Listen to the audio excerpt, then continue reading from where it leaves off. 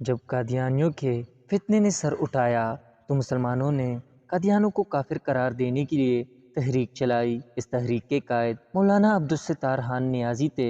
مولانا کو گرفتار کر لیا گیا۔ تحریک ختم نبوت کے قائد مولانا عبدالستار خان نیازی جس جیل میں قید تھے، اس جیل میں قید ایک شخص اپنی روادات بیان کرتا ہے کہ آج مجھے جیل میں آئے 2 سال مکمل ہو چکے تھے۔ دسمبر 1951 کی ایک شام تھی جب میں منشیات اسمگل کرتے پکڑا گیا تھا۔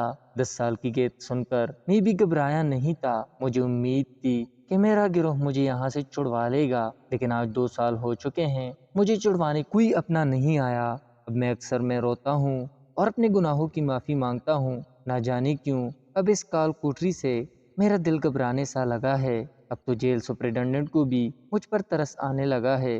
وہ بھی حال احوال پوچھنے آ جاتا ہے۔ 1953 کا ہی ایک روشن دن تھا جب جیل میں ایک نیا قیدی آیا۔ وہ باقی سب سے مختلف تھا۔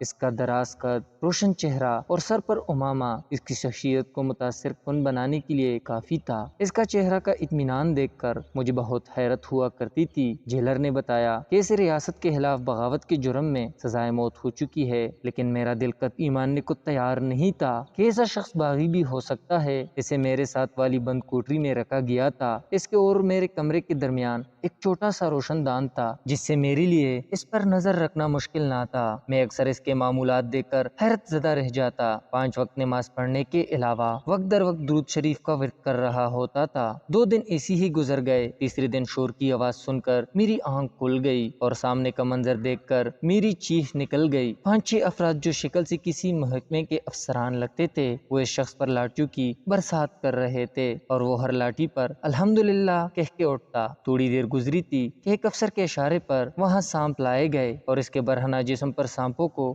چھوڑ دیا گیا۔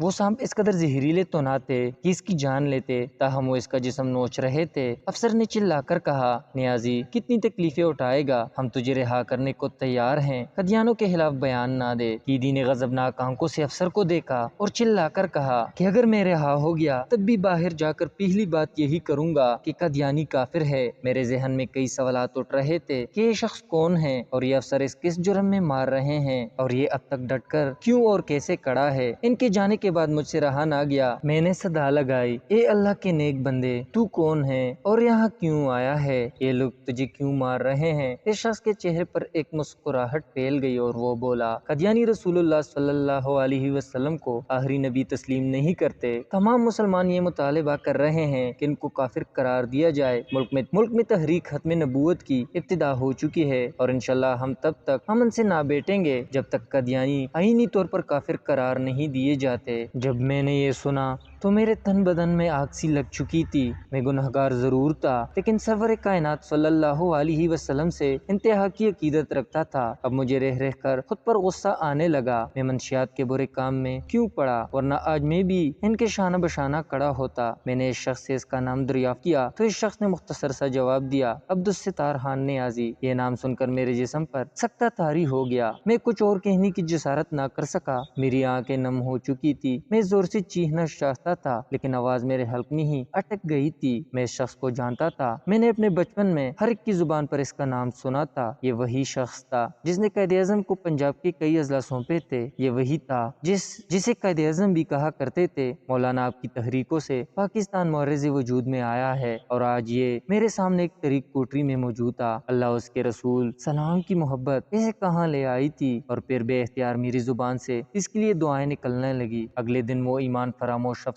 پھر آ ٹپکے اور اب کی بار میں چلا اٹھا، او ظالمو، تم شرم نہیں آتی؟ تم کیسے مار رہے ہو؟ کیا تمہیں نار جہنم نہیں ڈرائی؟ لیکن ان سنگ دلوں پر اثر نہ ہوا اور مولانا کو آج گھنٹوں برف کے بلاکوں پر لٹایا گیا اور جب مولانا بے ہوش ہو گئے تو انہیں چھوڑ کر چلے گئے۔ میں رو رو کر مولانا کو آواز لگا رہا تھا۔ جب تشدد بڑھنے لگا تو مولانا پر کھانا پینا بھی بند کر دیا گیا، لیکن مولانا کو نہ پیچھے ہٹنا تھا۔ وقت تیزی سے گزرتا گیا۔ چند سال بعد مولانا رہا ہو چکے تھے، لیکن یہ بات میں ہی جانتا تھا کہ وہ کون سا ایسا ظلم ہے جو ان کے جسم پر نہ ڈایا گیا۔ مجھے اب مولانا کی یاد بے قرار رکھتی تھی۔ میں بھی ختم نبوت کی عظیم المرتب تحریک میں شامل ہونا چاہتا تھا۔ آج 5 جنوری 1961 ہے، کل صبح مجھے رہا کر دیا جائے گا اور میں بھی ابھی اسی تصورات کی دنیا میں خود کو مولانا کے شانہ بشانہ تاجدار ختم نبوت صلی اللہ علیہ وآلہ وسلم کی صدا بلند کرتے دیکھ رہا ہوں۔ ان کی قبر اللہ کی کروڑیں رحمتیں ہو اور ان کے صدقے ہماری مغفرت ہو، آمین۔ جو اللہ اور اس کے رسول اہل علم کی دفاع کے لیے کھڑے ہو جاتے ہیں، انہیں دنیا کی تکالیف کی بالکل پرواہ نہیں ہوتی۔ ان کا تو مقصد ہی دین کے خاطر اپنی جان کی قربانی دینا ہوتا ہے۔ پھر ایسے لوگ مرکز بھی زندہ ہوتے ہیں اور ایسے لوگوں پر ظلم کرنے والے لوگوں کو اللہ عبرت کا نشان بناتا ہے، دنیا میں بھی اور آخرت میں بھی۔